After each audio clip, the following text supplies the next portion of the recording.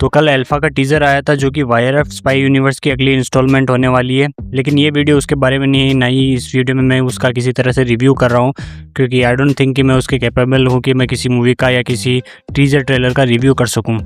करने में कर सकता हूँ, लेकिन तुम किसी पॉइंट पे मेरे से एग्री करोगे, किसी पे नहीं करोगे, इसलिए अभी फ़िलहाल तो मैं रिव्यू नहीं करता। लेकिन ये वीडियो है धुरंधर के फैंस के बारे में, जो कि अब मेरे हिसाब से थोड़ा टॉक्सिक लेवल पे जा रहे हैं। तो देखो, सिनेमा में कई तरह की फ़िल्में आती हैं। कुछ मूवीज़ ऐसी होती है जो कई दिनों तक हमें याद रहती है, कुछ मूवीज़ ऐसी होती है जो हमें महीनों तक याद रहती है, और कुछ मूवीज़ ऐसी आती हैं जो सालों तक हमारे दिल में रहती है, सालों तक हमारे दिमाग में रहती है।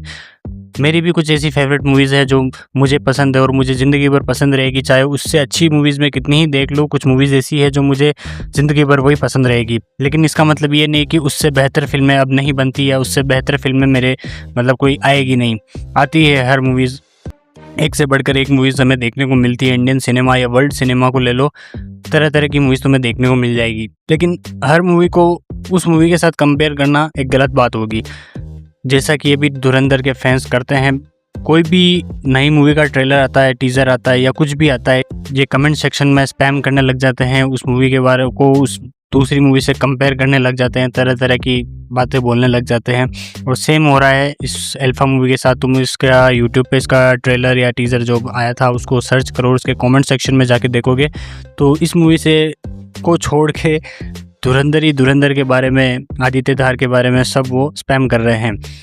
तो धुरंधर एक अलग मूवी है, वाईआरएफ स्पाई यूनिवर्स जो है अलग है। मैं यहाँ किसी भी तरह से या वाईआरएफ स्पाई यूनिवर्स की तारीफ़ नहीं कर रहा हूँ या किसी धुरंधर को डिग्रेड नहीं कर रहा हूँ। मैंने धुरंधर देखी, धुरंधर 2 भी देखी और दोनों मूवीज़ मुझे पसंद आई है। मैं भी तुम किसी मूवी को कंपेयर कर सकते हो, लेकिन ट्रोल करना एक गलत बात होगी। धुरंधर मूवी जो थी वो एक्चुअली रियल लाइफ इंसिडेंट से थोड़ा इंस्पायर होकर बनाई गई थी। 70% वो रियल लाइफ से इंस्पायर्ड थी, 20-30% में उसमें कुछ दूसरी चीज़ें ऐड की गई हैं जो कि फिक्शनल थी, टोटल फिक्शनल थी।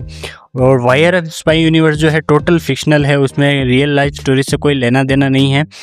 तो तुम इन दोनों मूवीज़ को कंपेयर करके तुम अपना ही टाइम वेस्ट कर रहे हो, और वैसे भी तुम ये कमेंट करते हो, उससे कोई फ़र्क पड़ने वाला नहीं है। जिसको मूवी बनानी है वो मूवी बनाएगा, रिलीज़ करनी करेगा। बेवजह अपना टाइम वेस्ट करके किसी दूसरी मूवी को डिग्रेड मत करो। तो जिस मूवी को तुमने देखा ही नहीं है उसे डिग्रेड करने, अब तुमने वो मूवी नहीं देखी लेकिन तुम उसे ट्रोल कर रहे हो कि ये मूवी उसके बराबर नहीं होने वाली, अभी उसका सिर्फ टीज़र आया है। अब मैं यहाँ पे उसकी टीज़र की तारीफ़ नहीं कर रहा हूँ, टीज़र में मुझे भी कुछ कमियाँ दिखी, कि मुझे भी कुछ अच्छे पॉइंट्स दिखे। ना अगर मिशन इम्पॉसिबल देखी है तो वो भी एक तरह की स्पाई एजेंट टाइप की मूवी है, उसे तुम धुरंधर से कंपेयर कर सकते हो? नहीं कर सकते हो, वो रियल लाइफ से इंस्पायर्ड नहीं है, वो टोटल फिक्शन है। उसी तरह तुम उस मूवी को, मिशन इम्पॉसिबल को तुम अगर वाईआरएफ स्पाई यूनिवर्स की मूवी से कंपेयर करो तो वो थोड़ा ठीक बैठता है, क्योंकि ये दोनों एक लेवल में आते हैं, दोनों एक ही कैटेगरी में आते हैं। जैसे कि एक एजेंट है, उसे मिशन मिला है, वो हवाई जहाज से कूद रहा है, बिल्डिंग पे चढ़ रहा है, ट्रेन पे छलांग लगा रहा है, ट्रेन पे दौड़ रहा है, वगैरह वगैरह। और सेम चीज़ें जो तुम हॉलीवुड में इस तरह की मूवीज़ में देखते हो, फास्ट एंड फ्यूरियस में देखते हो या मिशन इम्पॉसिबल में देखते हो, जेम्स बॉन्ड में देखते हो, ये सब फिक्शनल है। धुरंधर जो थी वो रियल लाइफ से इंस्पायर्ड थी, जैसा कि मैंने बोल ही दिया है, तो तुम इनको कंपेयर नहीं कर सकते। और रही बात किसी हिट मूवी की आने की, वो ऐसा है कि आती रहेगी, फिल्में आती रहेगी, जाती रहेगी। 2015 में बाहुबली आई थी और उसने इंडियन सिनेमा को एक अलग ही डायरेक्शन में लेके गई। उसके बाद 2017 में बाहुबली 2 आई, उसने बाहुबली फर्स्ट का रिकॉर्ड तोड़ दिया और सबको लगने लगा कि इससे बेहतर तो क्या ही होगा इंडियन सिनेमा में।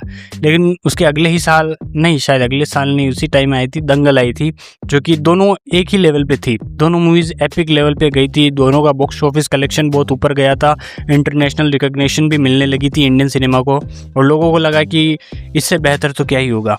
लेकिन 2019 में एस.एस. राजामौली ने आरआरआर पे काम करना चालू हुआ, 2021 में आने वाली थी, लेकिन समाउ ये मूवी 2022 में रिलीज़ हुई और इसने वापस इंडियन सिनेमा को एक ग्लोबल रिकॉग्निशन दिलाई। इस मूवी को म्यूज़िक को ऑस्कर मिला, वगैरह वगैरह। एंड देन वापस लोगों ने सोचा कि इससे बेहतर तो क्या ही होगा, और अगेन धुरंधर मिली है हमें। तो आने वाले टाइम में हमें धुरंधर से बुरी मूवीज़ भी मिलेगी, धुरंधर जैसी भी मिलेगी और धुरंधर से बेहतर भी मिलेगी। ऐसा नहीं है कि ये कोई फुल स्टॉप हो गया, ये जस्ट एक कोमा है, इस कोमा के आगे और मूवीज़ आती जाएगी, कोमास लगते जाएंगे।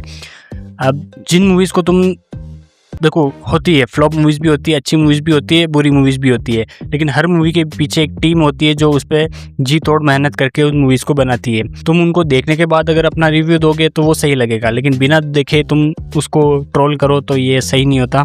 सो if you are a cinephile या फिर तुम्हें मूवीज़ पसंद है तो at least you should respect every movie, क्योंकि हर मूवी के पीछे मेहनत लगती है।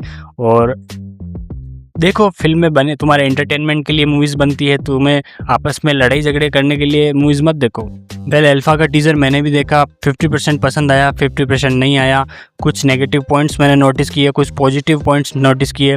नेगेटिव पॉइंट्स में वही रेस्टोरेंट वाला सीक्वेंस जो एक्चुअली एक कोई हॉलीवुड की मूवी मैंने इंस्टाग्राम पे देखा था, हॉलीवुड की मूवी के सीन से थोड़ा इंस्पायर लग रहा है। एंड आई डोंट थिंक कि ये सीन मूवी में होने वाला है, ये कैरेक्टर इंट्रोडक्शन के जैसा था वो सीन। और एक्शन सीक्वेंस की बात करें तो वो थोड़ी थोड़ी जो झलक देखने को मिली वो थोड़ी हाई लेवल की थी, कह सकते हैं हाई लेवल की थी। आलिया भट्ट का लुक एक असैसिन के रूप में अच्छा लग रहा था। सो इन टॉपिक्स पे तुम अगर कमेंट करो तो वो ज़्यादा बेटर होगा।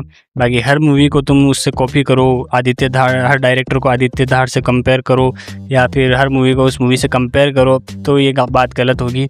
तुम धुरंधर जैसी अगर कोई फ्यूचर में मूवी आती है तो तुम उससे कंपेयर करना। बाकी आज के वीडियो में इतना ही मैसेज था। वीडियो पसंद आई हो तो लाइक करना, कमेंट करना, सब्सक्राइब करना और कीप वॉचिंग सिनेमा।